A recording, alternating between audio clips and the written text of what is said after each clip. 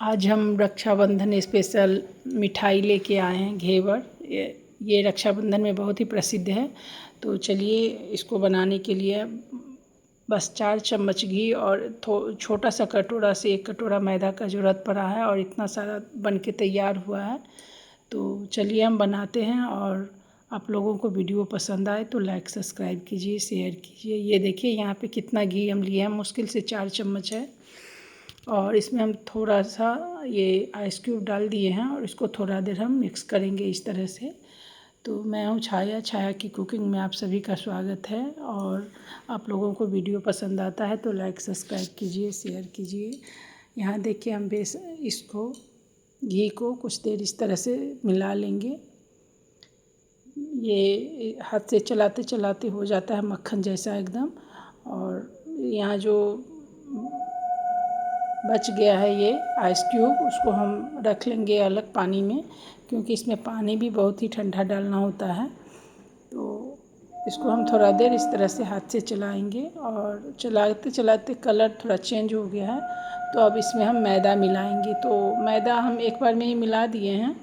आपको थोड़ा थोड़ा करके भी आप मिला सकते हैं, लेकिन हम एक बार में ही मिलाए हैं। और ये थोड़ा सा दूध है तो उसको हम मिलाएं। आप दूध में भी इसको बना सकते हैं, लेकिन दूध ना हो तो आप पानी में भी बनाइए। तो दूध मेरे पास उतना नहीं था तो हम पानी में ही बनाए हैं। थोड़ा सा दूध डाले हैं, मतलब रबड़ी जैसा ही दूध था, गाढ़ा बहुत ज़्यादा था। और यहाँ पे हम 2 चम्मच लगभग बेसन डाले हैं। बेसन ऑप्शनल है, आपका मन है तो डालिए, नहीं मन है तो नहीं डालिए। और इसको हम अब पानी डाल डाल के पतला करेंगे, मतलब हाथ से चलाते जाएंगे ताकि इसमें गांठ न पड़े। इस तरह से देखिए हम जैसे कर रहे हैं। एकदम आसान है बनाना और बहुत ही स्वादिष्ट बनता है। अपने से आप घर में रक्षाबंधन में मिठाई बनाइए तो उसका अलग ही मज़ा होता है। तो आप लोग निश्चित रूप से बनाइए। और यहाँ पे हम हाथ से इस तरह से चलाते जाएंगे और इसको देखेंगे कि गांठ ना हो। तो यहाँ पे हम हैंड विस्कर ले लिए हैं और इसको थोड़ा देर हम लगभग 2-3 मिनट चलाए हैं। और यहाँ पे हम पानी डालेंगे। तो पानी की जगह पे आप दूध डाल सकते हैं। मैं फिर से मैं बोल रही हूँ, तो पानी की जगह पे आप दूध भी डाल सकते हैं, लेकिन दूध ना हो तो आप पानी से भी बनाइए, बहुत ज़्यादा स्वादिष्ट बनता है। तो मन पता नहीं चलता है कि दूध का है या पानी का है, इस तरह से। तो हम यहाँ पे पानी ही डाले हैं और इसको एकदम घोल बना लेंगे। थोड़ा सा भी गांठ नहीं होना चाहिए इसमें। तो अब इसको हम यहाँ पे आइस क्यूब पे रखते हैं। आप इसको फ्रीजर में भी थोड़ा देर डाल सकते हैं अगर थोड़ा लेट है बनाने में तो। लेकिन हमको तुरंत बनाना था तो यहाँ पे हम बर्फ़ का टुकड़ा ले लिए हैं और उसी पे ये देखिए, और उसी पे इसको हम डाल दिए हैं। और पानी जिसमें हम घोरे हैं इसको, वो भी एकदम पतला है। और इसका बैटर इस तरह से होना चाहिए, ना ज़्यादा गाढ़ा ना ज़्यादा पतला। ये देखिए, तो इस तरह से आप बना लीजिए। और बनाना जो मेहनत का काम था बस हो गया। अब बस इसको इसमें तेल में फ्राई करना है। तो अब यहाँ पे हम रिफ़ाइन गरम कर लेते हैं। इसके लिए बर्तन थोड़ा गहरा चाहिए, जो मतलब ये देख रहे हैं ना जिस तरह का है बर्तन, उस तरह जैसे तासनी हुआ या मेरा ये इडली स्टैंड है, या आप सस्पेंस में बना सकते हैं। तो मतलब जो थोड़ा गहरा हो बर्तन उसमें आप बनाइए। और तेल जब खूब हाई गरम हो जाए, खूब ज़्यादा गरम, तब उसमें इस तरह से थोड़ा थोड़ा आप डालिए। और बीच में खुद ब खुद गड्ढा बनते चल जाता है, गड्ढा बनाने का कोई ज़रूरत नहीं पड़ता है। और इस तरह से बीच में ही आप इसको थोड़ा थोड़ा करके डालते जाइए।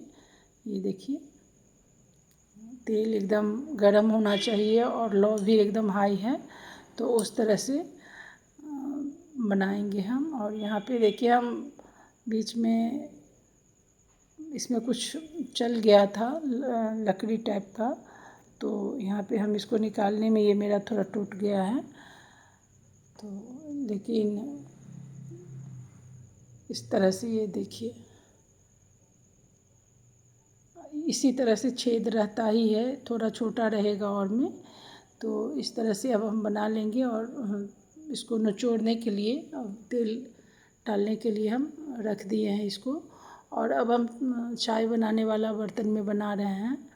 तो ये दिखाने का मतलब है कि आप कोई भी बर्तन में बना सकते हैं जो थोड़ा गहरा हो, मतलब जिसमें आधा तेल हो और आधा बर्तन खाली हो, उस तरह के बर्तन में आप बना सकते हैं, तो प्रॉब्लम नहीं होता है। और ये देखिए, ये भी मेरा बनके तैयार हो गया है बात करते करते, और बहुत ही ज़्यादा जालीदार बना है, आप देख सकते हैं इसको, और उतना ही स्वादिष्ट भी है। ये देखिए, तो 3 ठो मेरा बन के तैयार हो गया है,